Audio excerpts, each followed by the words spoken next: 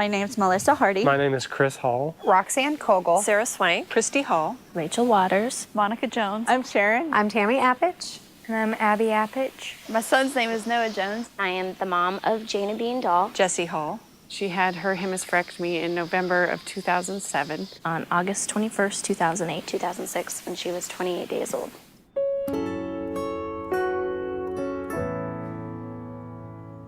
We were absolutely devastated that the hemispherectomy was a recommendation for our child. By the time we got to having surgery, it was more of a relief than anything because nothing else helped, and seizures just got worse and worse and worse. It was still kind of like someone punched you in the stomach because kept wishing that that's not what we had to do. We said, well, what are the choices that we have? What else could we do? And he's like, well, at this point in time, really nothing. So we, went out in that hall and cried a lot. Nobody told us that she was going to have one. We were the ones that told the doctors that that was the way that we wanted to go. But I was never so relieved as when Sarah said, enough, it's surgery. I just thought that was an excellent decision. It seems like it should be one of the most difficult decisions ever to choose to, basically remove half of your child's brain. But it wasn't at all. It was easy. We were actually relieved because we had had about 4 months of hundreds of seizures a day. And we were to the point where daycare wouldn't take him anymore. I had to leave work a lot. So we were just so happy to have some sort of cure.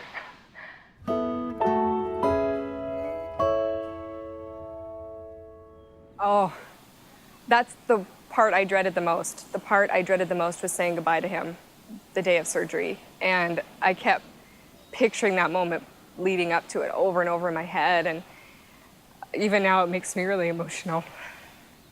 I went back to my room at the children's house where we were staying and just lay down.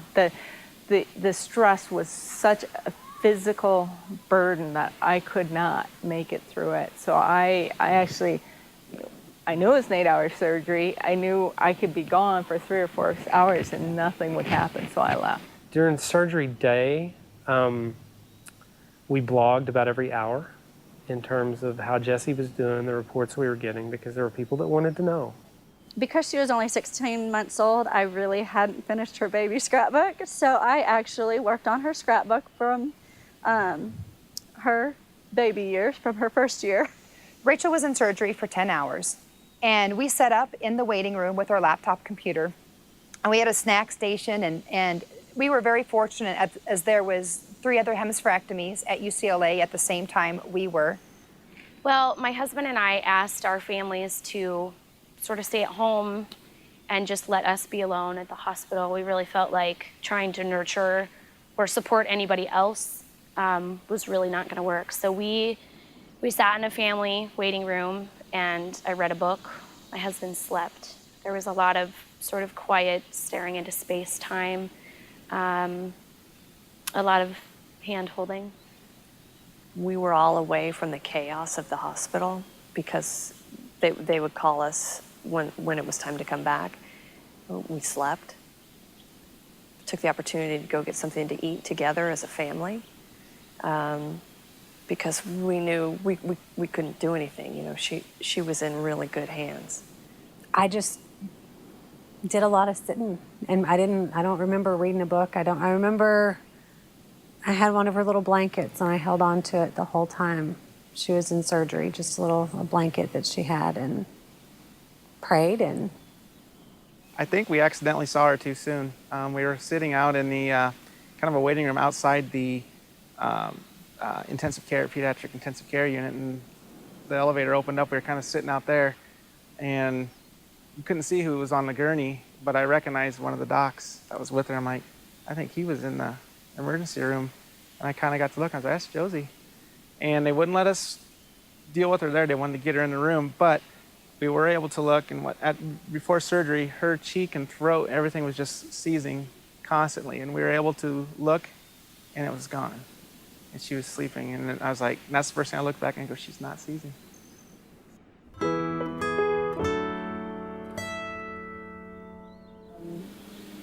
Was there an easy part of the process? The easiest part was making the decision to have the surgery. I guess the day of surgery was surprisingly easy. There was a lot going on. It was all new and exciting, and even though it was very emotionally hard, it was an easier day than I expected. I don't think it was really easy, but I think maybe the recovery part was easy for us. You know, he just seemed to really bounce back fast. Being there for him, it's easy. It's your child, you have to, but I think that was the easiest for me, is just loving him unconditionally. The hardest part of the whole process for me is accepting the surgery. Christy accepted it faster than me. I was still reading research on trying to figure out that the doctors were wrong up until, you know, a few weeks before surgery, thinking that, oh, I can find something out and she won't have to go through this surgery and everything will be okay. Not having any clue that there's anybody else out there that has gone through this and that these kids will be okay, and they come out of surgery and they wake up, and they will interact with you, and just having, not knowing that was really, really hard. And I wish that we had been connected with at least one family that, we could have at least said, hey. The hardest part for me is seeing my daughter in pain. And she was in such pain when she was in PICU after the surgery before they put the shunt in, that was the worst part, because she needed that shunt desperately. The most difficult, in my opinion, is the therapy part of it. Knowing exactly what kind of therapy he needs, how much, how often.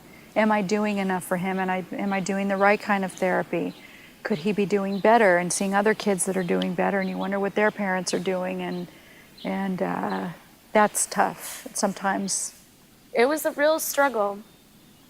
And especially when she was younger, comparing her development to other typical kids, and then other kids with disabilities, and then other kids that had hemimegalencephaly, all that comparison was really difficult. Stick together, stay strong, don't turn on each other. You just want to go with what your gut tells you. And you just, I still believe that parents know best with their child. You know your child the best, and but you got to take care of yourself too. I wish we would have thought about coming home. We were so prepared for the inpatient stay and the inpatient rehab. What we weren't prepared for was the outpatient things and the services he would need once we returned home. And there were definitely things we could have done better in that regard. Ask the questions that you have. No question's a stupid question. Get as much therapy as you can, and just, it's gonna be hard, but it's worth it.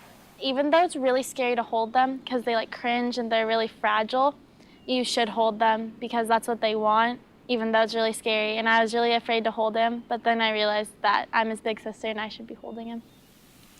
Stay strong and realize you will have your child back. We've had other parents say to us, oh, my child's going to school and they're not learning, and they're not moving forward, and they're wondering if their child is dumb. And you just don't realize how much strength your kid has when they're seizing. That seizure takes so much out of them, and they don't realize that our kids are so strong. They're stronger than us, and that tells a lot for each of these kids. The earlier the better. That was always the key. The earlier the better, absolutely.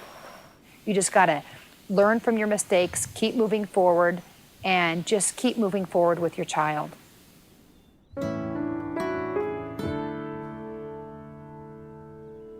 It isn't a 2 or 3 week ordeal. It's the rest of your life ordeal. Again, back to the baby analogy.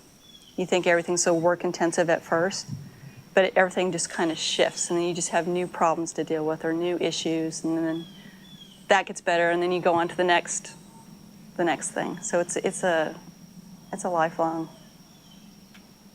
journey. There was a woman who called who was a friend of my wife's mom, who she had a child with special needs, and kind of the way she summed it up was that your life is not going to be normal from anyone looking from the outside, but it becomes normal to you. Like you'll get in a routine and a groove where that's just your life and it doesn't feel odd. People looking from outside don't understand how you do it or how it works, but it's just your normal. And I think that's absolutely true. I've realized a lot since we joined this foundation, and I've met more kids like me. You know, I really love it. And I never would have expected myself to be in a special needs community, but I think it's such a joyous place where we are. I mean, who would say to have a special needs kid would be a joyous place? You know, Aiden had the hemispherectomy and met some of the most amazing people because of this whole experience. It's like we're all in this together. We're all in hell sometimes, but we're all in it together, and I wouldn't trade it for the world. I really wouldn't. So the Hemi Foundation tries to find and mix and match parents so they can talk or travel and meet the children or whatever it takes to make them feel better about the decision they're making.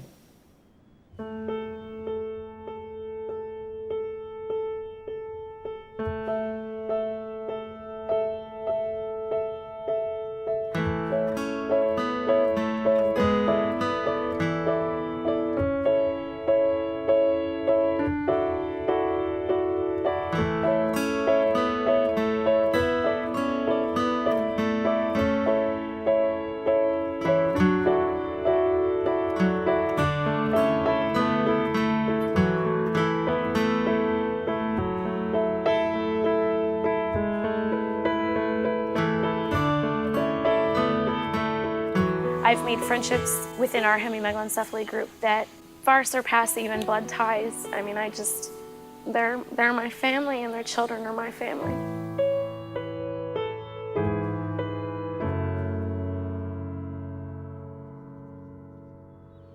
I feel like we're blessed in the fact that we can find happiness in the small things, the things that we don't know if our child will ever do, and when they do it, it's an amazing feeling. Meeting other kids gave her new hope. Yeah, there's just a special bond. Any other special needs parents, you just know it. You meet one person whose child has a hemi surgery, you have an instantaneous bond.